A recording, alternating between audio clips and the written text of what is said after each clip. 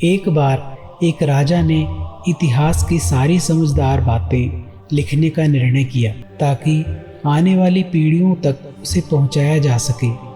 उन्होंने अपने सलाहकारों को बुलाकर ये सारी बातें बताईं।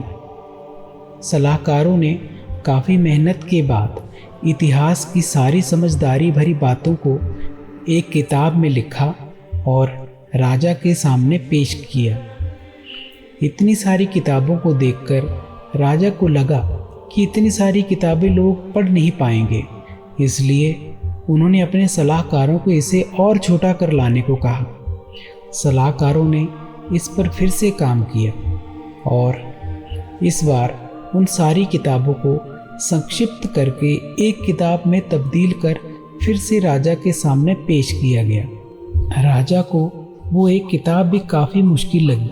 सलाहकारों ने फिर से उस पर काम किया और इस बार उस एक किताब को एक चैप्टर में तब्दील कर फिर से राजा के समक्ष पेश किया, पर यह भी राजा को काफ़ी लंबा लगा। राजा को कुछ ऐसा चाहिए था जिसे आने वाली पीढ़ियां समझ सकें।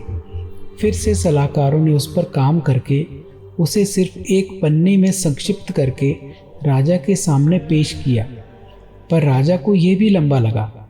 आखिरकार वे राजा के पास एक वाक्य लेकर आए और राजा उस वाक्य से पूरी तरह संतुष्ट हो गया।